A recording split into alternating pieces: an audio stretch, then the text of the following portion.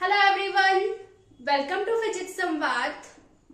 आज का जो हमारा टॉपिक है वो है फेरोमैग्नेटिक सब्सटेंसेस क्या होते हैं। ठीक है, अभी तक आपने डायमैग्नेटिक, पैरामैग्नेटिक पढ़ लिया है और उनकी कुछ कुछ प्रॉपर्टीज भी पढ़ ली है। ठीक है, अब जो हमारा टॉपिक है वो है क्या, फेरोमैग्नेटिक सब्सटेंस क्या क्या होते हैं। यहाँ पे लिखा हुआ है ऐसे सब्सटेंस जो मैग्नेट के पास रहते हैं तो उन्हें स्ट्रॉन्ग अट्रैक्शन फील होता है, ठीक है, या फिर एक्सपीरियंस होता है, उसे आप क्या बोलेंगे, फेरोमैग्नेटिक सब्सटेंस बोलेंगे। फॉर एग्जांपल, इसके एग्जांपल कौन कौन से होंगे, आयरन होगा, कोबाल्ट होगा और क्या होगा, निकल होगा। ठीक है, उसके बाद यहाँ पे लिखा हुआ है these substances when placed in a magnetic field acquire a strong magnetism in the direction of field।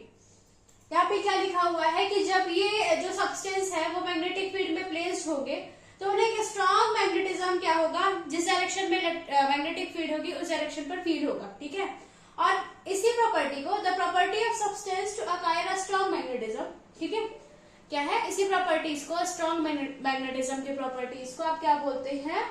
और ये जो स्ट्रॉन्ग मैग्नेटिज्म की प्रॉपर्टीज है वो किस डायरेक्शन में होती है, एक्सटर्नल मैग्नेटिक फील्ड के डायरेक्शन में होती है। ठीक है, तो इसी को आप क्या बोलते हैं, कॉल्ड फेरोमैग्नेटिज्म बोलते हैं।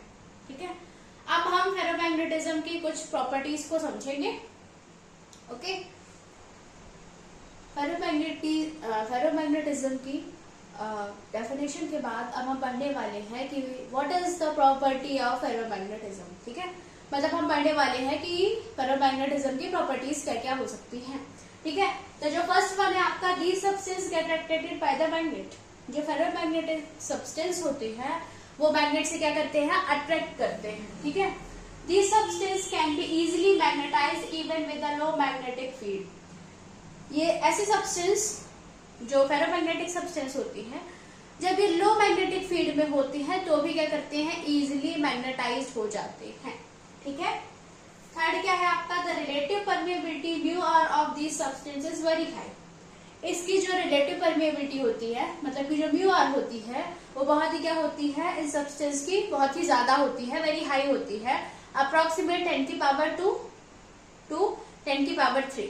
ठीक है, 10 की पावर 2 और 10 की पावर 3। ठीक है, these substances show all the properties of paramagnetic substance।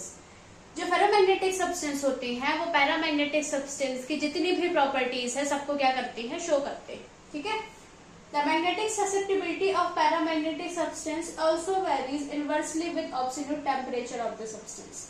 क्या बोल रहा है कि जो मैग्नेटिक ससेप्टिबिलिटी होती है पैरामैग्नेटिक सब्सटेंस की क्या करती है, वेरीज करती है इनवर्सली, किसके इनवर्सली, विद एब्सोल्यूट टेम्परेचर। ठीक है, ऑफ द सब्सटेंस। सब्सटेंस कौन से हैं आपके, फेरोमैग्नेटिक सब्सटेंस। आई होप कि आपको समझ आया होगा। आज से ये चैप्टर आपका फिनिश होता है। इसमें जो वेरी वेरी इंपॉर्टेंट टॉपिक है वो है relationship between, sorry, the difference between paramagnetic, diamagnetic and ferromagnetic substance.